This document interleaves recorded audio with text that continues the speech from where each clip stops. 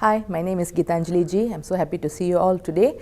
My background is basically, currently I'm a PhD scholar in the field of microbiology, specializing into molecular bioinformatics, biochemistry, plant medicine, as well as bacteriology.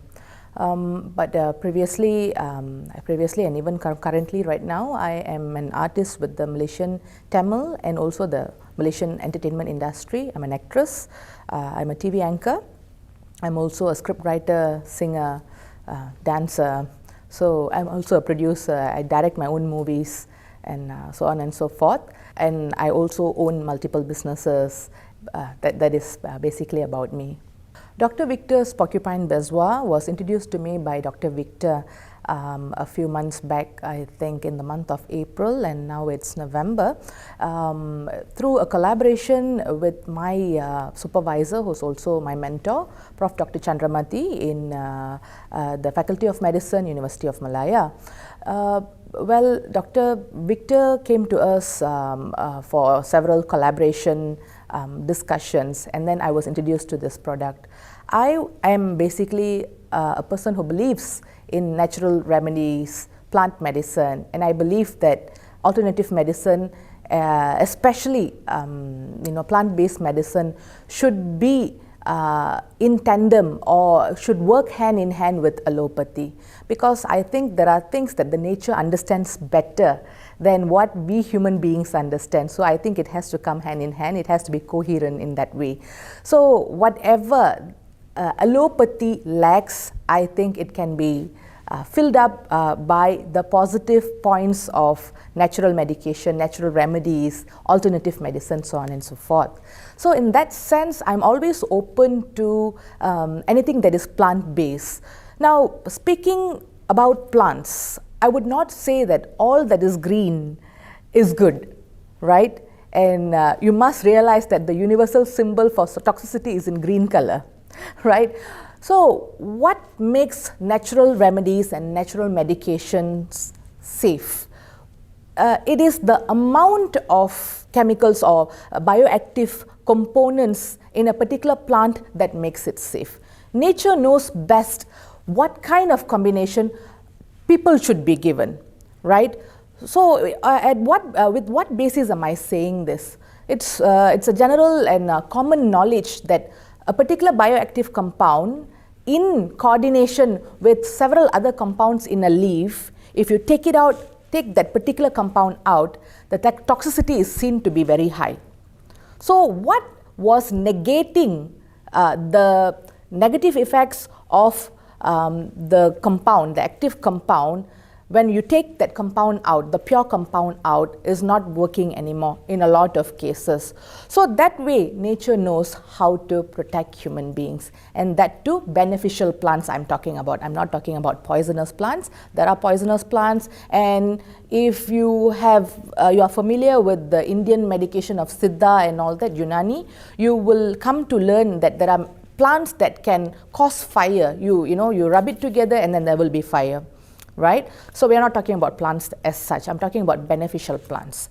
So when it comes to that, I'm open to these things since my young childhood days, as coming from an Indian family. So we always, we always use natural remedies from plants around us, for our coughs, our common colds and all that.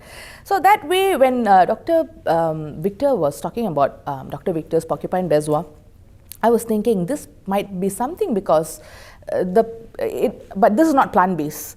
This is plant-based in a way, but it comes from an animal's body. So again, this is not animal-based, this is still plant-based because the animal is actually eating a certain set of plants, right? So that way, it is giving you this particular beautiful, magnificent biochemistry that is able to somehow, according to some studies that has been published, is able to confer anti-cancer properties.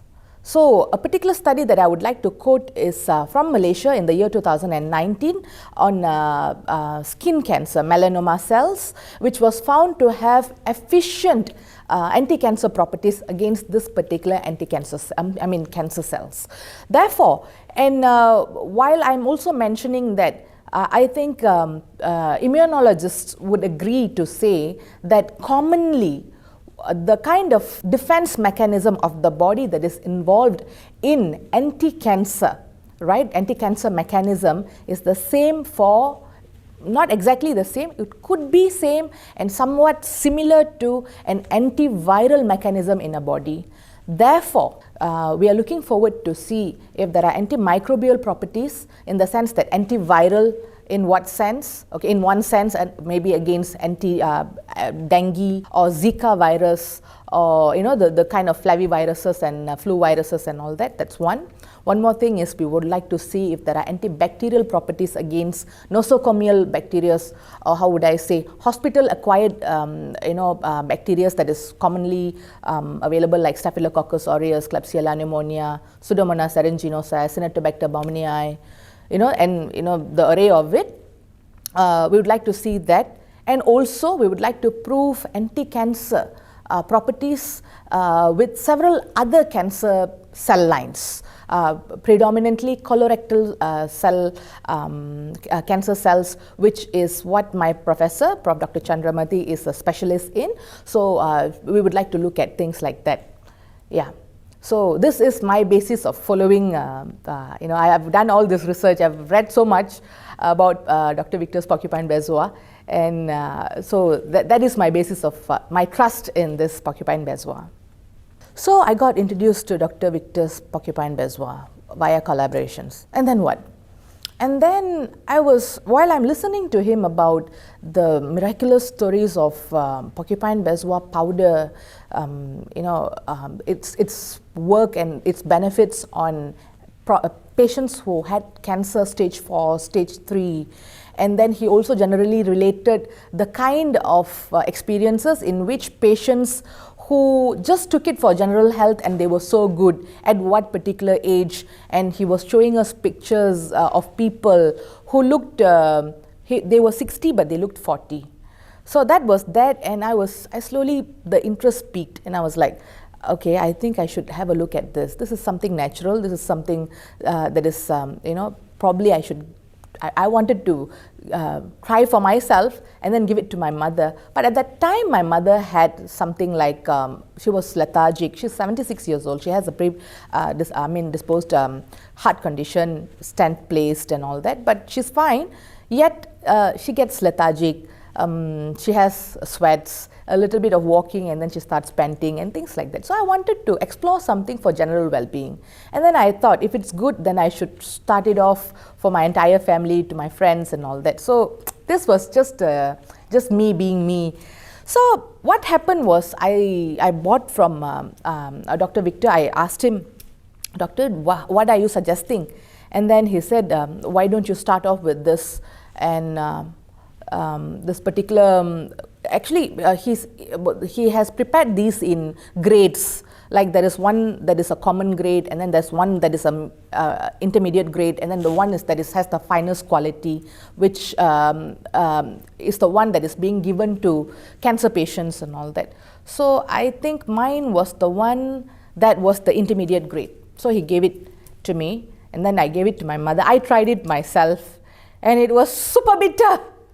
It was super bitter, but I was still able to take it because I'm used to taking bitter gourd and Hampadu Bhumi, if you are familiar with. So Andrographis paniculata, I think, Hampadu Bhumi. So these things, so for me it was normal. Then I gave it to my mother. So you had to put it under the tongue, and sublingual, and wait for it to be absorbed in the body. So she took it. Before that, she had all this lethargy. She had appetite issues, she had bloating, and then she would easily sweat and panting and hip pains and all those things. Then she took for 7 days. And then to my astonishment, she said, I think I'm just feeling normal, lah, nothing lah. But I started not noticing that she got her energy back. About 10 days down the road, she was able to walk a bit further more, and that sweats were not there. She was not complaining about her bloating. She didn't realize this, and generally she was bright. So this was my experience, and then I asked Dr. Victor, should I continue? He said, no, just hold on for a while, let's see what are the effects of this. And I took it, I think, in the month of July, and August, in a month I was seeing good progress. And then there was another incident of another friend who's been suffering a high hemoglobin level, high RBC levels for at least about 4 years. And I asked Dr. Victor if we could do this, because it looks something that is like uncontrolled proliferation of RBC, red blood cells. So why don't we do? And he said, yeah, why not? Initially, when I gave first 2-3 days, and then the person had drawn blood to see if the RBC went down, it went up. So, and then I got triggered, and I asked Dr. Victor, is this okay? Because my friend is asking, the RBC is going up, it's supposed to go down. He said, no, usually when you take in a few days, whatever that is there, it gets aggravated. Perhaps it's the body is purging or things like that. So I said, okay, what is your advice? He said, then you give half a bottle. And we did that, and until the bottle's finished. And we did that also in July, and now it's November. Recently, he took his RBC levels. His RBC levels are normal. So he did not have any other intervention, did not take any other medications, did not go for any other alternative medications, and it was purely, as far as we have known, he has only taken Dr. Victor's porcupine bezoar, and his RBC levels are normal, hemoglobin levels are normal, within the range. So this is something remarkable, and I am happy to share this with you all. So a person like Dr. Victor, who has seen many years and many thousands of stones, genuine and fake, would be able to tell us what is a real porcupine bezoar stone. That way, I think first things first is to identify a proper, genuine, original stone for consumption. That's number one. Number two is that I think in our collaborative team with my supervisor, Prof. Dr. Chandramati, who's the principal PI for this, as well as with the good vision of Dr. Victor, the first idea is to see the magnificent biochemistry or biochemical compound profiling of this particular bezoar stone. Different stones, because they all are coming from porcupine bezoar, they are not factory made. For it all to have uniformed biochemical profilings, right? They are going to be different, but I'm very sure there must be a core product, a core compound, 1 or 2 or 3 that are working in tandem or in cooperation with each other, that is conferring the anti-cancer or the other whatever health benefits that is conferring to people.